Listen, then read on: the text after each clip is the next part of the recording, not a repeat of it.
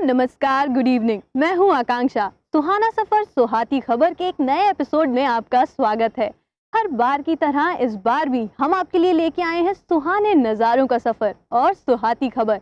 जैसा कि अब हम सब जानते हैं कि अभी चल रहा है त्योहारों का मौसम, यानी कि फेस्टिव सीजन। तो हम त्योहारों की बात करेंगे, लेकिन उसके पहले मैं आपको लिए चलती हूँ उदयगिरी के सफर पर।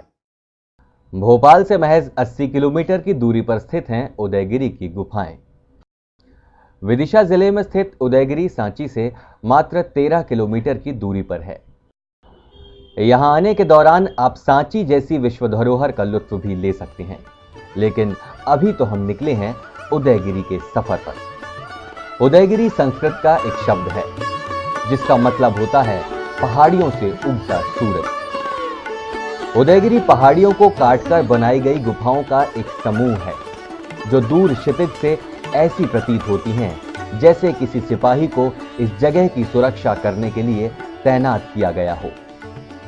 जानकारों से पता चलता है कि इन गुफाओं का निर्माण चंद्रगुप्त द्वितीय के राजकाल में हुआ था। यानी अगर हम तारीखों के मद्देनजर देखें तो इन गुफाओं का निर्माण 4वीं या 5वीं शताब्दी ईसा पूर्व हुआ था। प्रवेश द्वार से जब हम अंदर पहुंचे तो गुप्त काल की अद्भुत वास्तुकला का नमूना हमारी नजर के सामने था। चट्टानों को काटकर गुफाओं के रूप में बदली गई ये जगह गुप्त काल के भावों, कल्पनाओं और विचारों की समृद्धता की गवाही देती है। जिस तरह से यहां प्रवेश द्वार पर बनी डिजाइन या कॉलम देखने को मिलते हैं, उससे इस बात का अंदाजा लगाया जा सकता है कि भारतीय सभ्यता कितने प्राचीन काल से समृद्ध है। यहां पहाड़ों को काटकर लगभग 20 गुफाओं का निर्माण किया गया है, जिसमें कुछ गुफाएं और मंदिर में कॉलमों का बेहतरीन नमूना देखने को मिलता है। इन गुफाओं को इनकी खुदाई के अनुसार ही नंबर दिए गए थे। गुफा नंबर 1 में प्रवेश करते ही हमें एहसास हुआ जैसे हम किसी गर्भगृह में आ गए हों।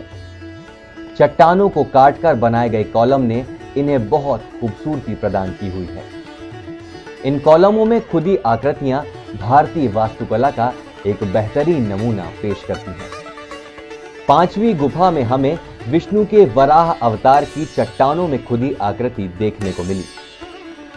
वराह अवतार के अलावा संगीतकारों की खुदी आकृतियां और गंगा यमुना नदी को देवी के रूप में जिस तरह यहां उकेरा गया है, उसे देखकर गुप्त काल में उत्तर भारत की एकता प्रदर्शित होती है।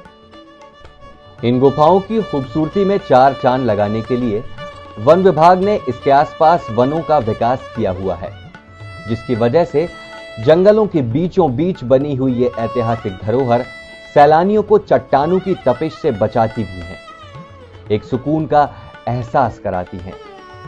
और हरियाली वगैरह जो है, प्लांटेशन वगैरह है, बहुत अच्छे मौसम में अपन गर्मी में भी आना चाहें तो यहाँ ऐसा नहीं लगेगा अपन कहाँ गलत जगह पे आ गए। वन विभाग ने इन्हीं गुफाओं के करीब एक वन विकसित किया है। प्रियदर्शनी उद्यान के नाम से विकसित किया हुआ यह उद्यान कई उद्देश्यों की पूर्ति करता है। इसे जहां बॉटनिकल गार्डन के रूप में बनाए जाने की वजह से शोध छात्रों को इस उद्यान से लाभ मिलता है, वहीं सैलानियों को भी यहां सुकून के कुछ पल गुजारने का मौका मिल जाता है। और वन विभाग की इस पहल की वजह से उदयगिरी आने वाले पर्यटकों की संख्या में भी इजाफा हो रहा है। आसपास के इन स्थानों को निहारने के बाद जब हम आगे बढ़े तो इस ऐतिहासिक स्थल को देखकर जैसे कदमों का रुकना लाजमी हो गया।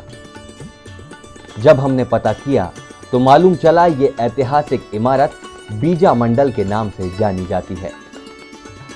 दरअसल बीजा मंडल 11वीं सदी के आसपास के मंदिर हैं, जिन्हें परमार वंश ने निर्मित किया था। ऐसा माना जाता है कि इस जगह का निर्माण परमार राजा नरबर्मन ने अपनी रानी विजया की याद में किया था। खास बात यह है कि अभी हाल ही में सन 1992 में पुरातत्व विभाग ने इस ऐतिहासिक मंदिर को खोज निकाला। पुरातत्व विभाग की जानकारी के अनुसार मुगल काल में औरंगजेब ने इस ऐतिहासिक धरोहर को ध्वस्त करके मिट्टी में दबा दिया था। यहीं से कुछ दूर सांची से दक्षिण में लगभग 10 किलोमीटर की दूरी पर स्थित है हेलियोडोरस स्तंभ। दरअसल हेलियोडोर एक ग्रीक दूत था जो तक्षशिला का रहने वाला था। उसने ये स्तंभ भगवान विष्णु के मंदिर के ठीक सामने खड़ा किया था। यहां रहने वाली धीमर जाति के लोगों की स्तंभ में आज भी बहुत गहरी आस्था है। जब हम यहां से लौटने लगे तो रास्ते में हमें नजर आई वन विभाग की बनाई हुई नर्सरी। ये वो जगह है जहां पर उदयगिरी और इसके आसपास के इलाकों को हरियाली से भरने के लिए बीज बोए जाते हैं। यहां से हम निकल पड़े थे वापसी के लिए। सड़क के दोनों ओर बसे जंगल और दूर क्षितिज पर डूबता सूरज एक खुशगवार एहसास दिला रहा। तो ये तो हुआ उदयगिरी का सफर। अब हरियाली के रास्ते, पहाड़ों के रास्ते हम होते हुए चलते हैं एक आस्था के सफर पर। विदिशा जिले की तहसील लटेरी से चंद किलोमीटर पहले आता है बड़ी मदागन, जहां हमें कई प्राचीनतम मंदिर देखने को मिलते हैं। आस्था के इस केंद्र में जहां भगवान कृष्ण का मंदिर है, वहीं भगवान शिव एवं शनि भी विराजमान है। सिर्फ क्षेत्र के लोगों की आशाओं का केंद्र बने इन मंदिरों की ख्याति अब सुदूर पहुंच रही है और लोग दूर दूर से यहाँ आने लगे हैं। अन्य लोगों का ऐसा भी है, कुछ लोग यहाँ उल्टा सांतियाँ बनाती हैं, कुछ लोग उल्टे हाथी लगाती हैं। अपनी अपनी मान्यता के अनुसार यहाँ अपनी इच्छा मनोकामना पूर्ण करने के लिए इस क्षेत्र के साथ ही हजारों मील दूर तक के लोग यहाँ आते हैं और अपनी मान्यता पूरी करते हैं। इस आश्रम पर एक प्राचीन कुंड है, जहाँ स्नान किया जाता है। लोगों की ऐसी किंवदंती है, ऐसी मान्यता है कि उसमें स्नान करने के बाद गंगा के स्वरूप अपने आप को पवित्र महसूस करते हैं। भाई, अब जब इतने लोग यहाँ पहुँच रहे हैं तो हम कैसे पीछे रहते। चलिए देखते हैं कि यहाँ क्या है खास। ये मंदिर तो हमने देख ही लिए, लेकिन इन मंदिरों से इतर यहाँ और भी बहुत कुछ है। कुदरत जैसे पूरी तरह से मेहरबान है इस पूरे क्षेत्र पर। यहाँ चारों तरफ जहां भी आपकी निगाह जाएगी, हदे निगाह तक हरियाली ही हरियाली नजर आएगी। और इस हरियाली के बीच ये झरना भी फूट पड़ा है, जिसकी दूधिया धार देखते ही बनती है। गौर से देखें तो लगता है कि जैसे इस झरने की धार के प्रहार से इन चट्टानों में दरार आ गई है। इस खूबसूरत झरने को निहारने के बाद अब देखते हैं इसका मूल स्रोत। ये देखिए, यह है बड़ी मदागन स्थित प्राकृतिक झीरी, जिससे अनवरत पानी बहता रहता है। कहते हैं झीरी का पानी पीने से असाध्य बीमारियां भी ठीक हो जाती हैं।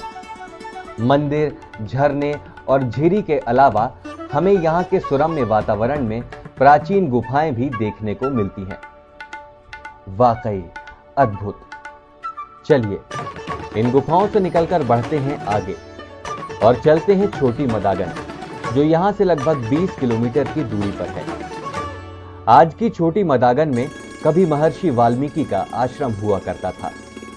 बाद में इस सिद्ध स्थान पर परमार काल के दौरान एक भव्य मंदिर का निर्माण भी किया गया था, जिसके अवशेष आज भी यहां देखे जा सकते हैं। और उससे भी ज्यादा सुखद यह है कि आज यहाँ 24 घंटे अखंड रामायण का पाठ किया जाता है, जो कि पिछले कई वर्षों से जारी है। साथ ही इस जगह को माननीय संस्कृति मंत्री की अनुशंसा पर पुरातत्व विभाग के संरक्षण में ले लिया गया है। वाकई महर्षि वाल्मीकि की इस तपोभूमि के लिए इससे अच्छी बात शायद हो ही नहीं सकती।